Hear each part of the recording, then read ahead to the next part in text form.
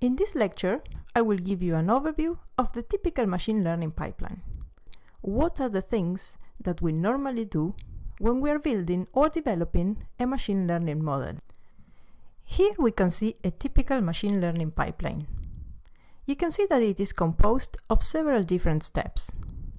The first step is gathering the data, making the data available to the data scientists so they can go ahead and build the machine learning models. The data typically comes from different areas of the business itself, but also sometimes business buy data from third parties or use data that is publicly available. So we need to think, how are we going to make this data available to the data scientists so they can start analyzing it and making the machine learning models? The next step is data analysis. We need to get a good understanding of what the data is telling us. It is good practice to know the data well, to get familiar with the variables, to know how the variables are related to each other and to what we want to predict if this was a supervised case.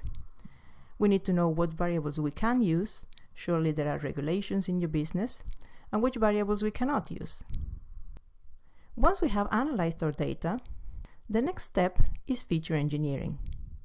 After data analysis, we should have gained a good understanding of whether we can use the variables as they are, or if we need to transform them before passing them onto a machine learning algorithm. During feature engineering, we transform the variables to make them ready to be utilized in a machine learning model. I will go in more detail in the next lecture about this step, because this is extremely important. But just to give you a flavor here, by feature engineering I mean filling missing values, encoding categorical variables and dates, among other things. After feature engineering, the next step is feature selection. Why do we need to select features in the first place?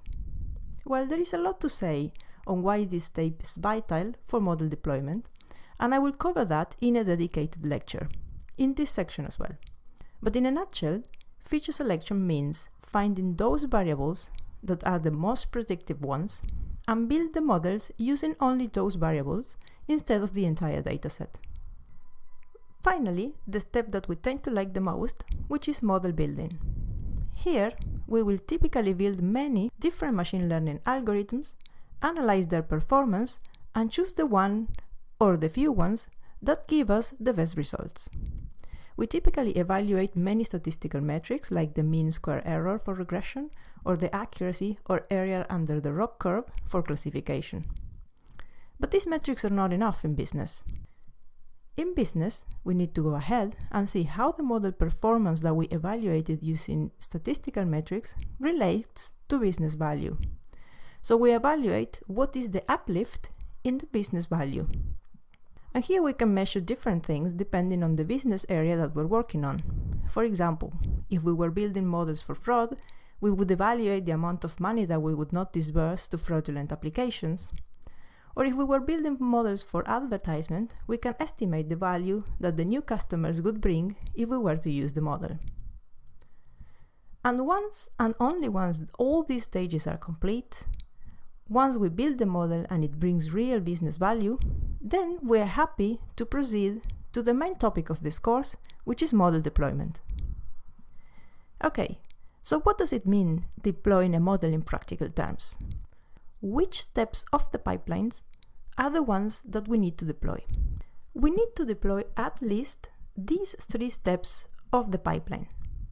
We need to make sure that the model that we put in the cloud is capable of taking in the data and transforming its variables, and then use only the selected variables to then make the predictions utilizing the models or algorithms that we build.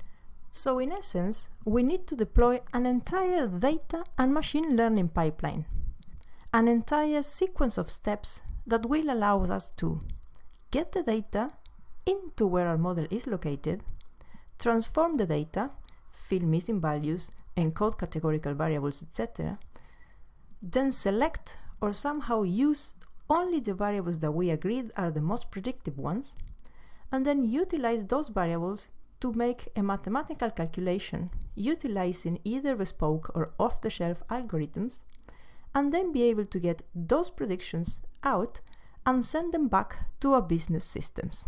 I will take you through each one of these steps so we get a better understanding of what they are and why they are important. See you in the next lecture.